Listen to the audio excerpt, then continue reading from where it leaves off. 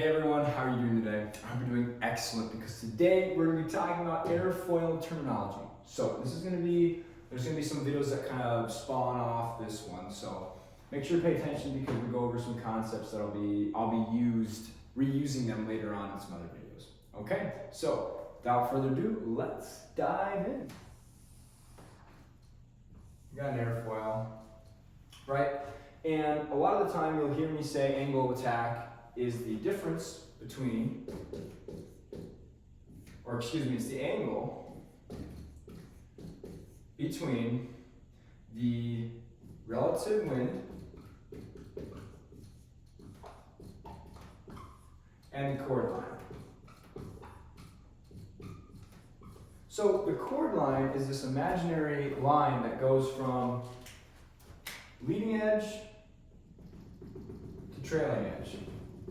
Now this is kind of a funky wing. You wouldn't really see anything like this, but this is what an airfoil, it's funky airfoil, but the chord line is this line from trailing to leading edge and from leading to trailing edge.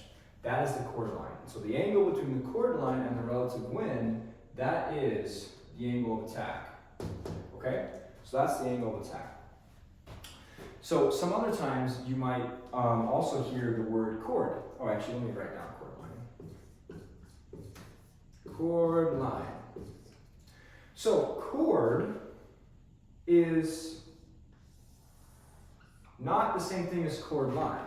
The word just chord without the line is the distance between here to here, between the trailing edge to leading edge of the chord line. That's what the chord is. So sometimes you'll hear chord and chord line tossed about, but know that they're different. Chord line is imaginary line passing through, and then chord is the distance, the actual distance between leading edge to trailing edge of that chord, okay? So that's what they mean by chord line and then chord. So let's talk about the next one. All right, so now let's talk about the next thing, which is the mean camber line. It's not like it's gonna hurt anyone's feelings, but I just had to throw that joke in. But this is what the mean camber line is. Essentially, it's the camber, which is the curvature of the wing. So this would be your camber.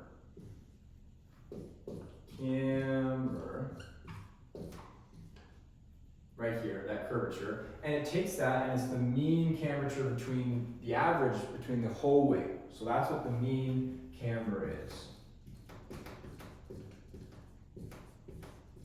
Okay? So that's the mean camber. In addition, let's go ahead and talk about lift in various places with regard to this. Like we talked about before in our other lift video, this is our forward stagnation point. I'm not sure if I exactly mentioned it, but this is stagnation point. So this is our forward stagnation point. And right about here, let's see, I'll use green. So this is the 1/4 down the wing. And this is going to be the highest lift. Highest lift. And this is also the thickest part of the airfoil. Thickest part.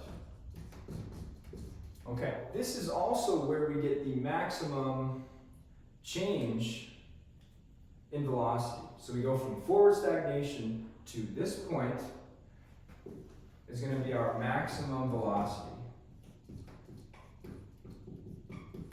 And that also is where our highest lift is. So about 1/4 down the wing, we get our thickest part, maximum velocity, and the most lift. And so before here, we have the greatest change in velocity. So the max change in velocity. That is right there. In addition, we have this region. Let's see, I'll get green. I'm gonna go ahead and get rid of mean camber because I think you guys know that.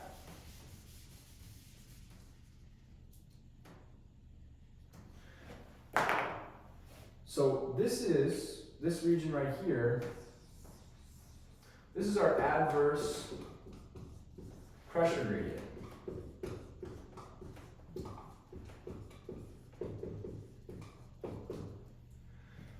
And the reason is because this is forward stagnation point. We know this is high pressure, right? And then we know that this is low pressure. Go ahead and get red here, and I'll draw low pressure, right? But then back here, we also have high pressure. All right? So if we have high pressure here, then at first it's like rolling a ball down a hill. We're just immediately max change in velocities, going straight to low pressure, generating all the lift. But then back here, see, I drew these burbling because the adverse pressure gradient, it's like rolling a ball up a hill. You're going from low to high. So if you don't have enough energy, aka you don't have enough velocity, the ball is going to start rolling back hill, and that's bad news for lift. We don't want that. So that's why this is called the adverse pressure gradient. So those are kind of some symbols. Kind of finish this off. We've got forward stagnation point, max change in velocity is this area right here. All right, we got 1/4 down the wing, we got the thickest part, the highest lift, so that means this is the center of lift, is right there. Then we have the adverse pressure gradient, is right back here, this area. This red line is our mean camber.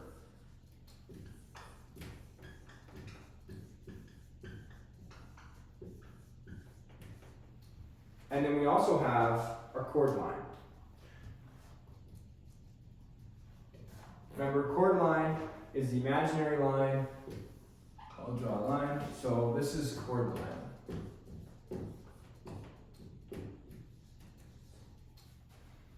Okay, yeah, so now that we've gotten this written down, remember the chord line is that imaginary straight line between the trailing edge and the leading edge and the trailing edge.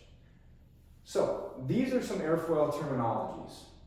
So let's go ahead and talk about an example that you might have a question on with regard to airfoils and why sometimes we always see that the top one is curved more than the bottom one. But what happens if you have a symmetrical airfoil? How does it generate lift? If they're the same exact airfoil on top versus the bottom, then how do I know there's low pressure on top and then high pressure on the bottom? Well, let's discuss that. Perfect symmetrical airfoil, right? You still have the same exact thing like normal wings, or normal airfoils do, but this time, if you're perfectly at a 0 deck angle, so your angle of attack equals 0 degrees, your deck angle is also 0, this won't be producing any lift, right? Because everything is just standard. There's no low pressure on top or high pressure on the bottom. So when you increase, how you generate lift with these types of airfoils is when you increase angle of attack. When this becomes, instead of 0, when it becomes, let's just say 5 degrees, what's going to actually happen is that as it tilts upward, this airflow is going to start to get squeezed, just like in a normal airfoil. And because of that squeezing, because that reduced area, like we talked about before with the lift, because the reduced area is lower, we're going to have lower pressure. And then this area is going to be higher pressure because the area gets bigger, and then the airflow then increases velocity as it gets tilted upward. So even though it's a symmetrical airfoil, at 0 degrees angle, at 0 deck angle, and at 0 angle of attack, you are not going to produce any lift. But the second you start changing it and you change that shape, even though it is symmetrical, it's going to actually squeeze the area on top, and it's going to lead to low and high pressures, differentials, which is the standard high to low flow. So that is why symmetrical airfoils actually still produce lift. It's just all about differences. So now you've understood kind of now the airfoil terminology. So if you have trouble, just kind of go back, maybe review it. And there are a lot of great resources out there. If you Google airfoil terminology, you're going to get a bunch of good stuff. So thank you so much for your time. And remember, fly safe, be cool, stay cool, and have fun. Thanks.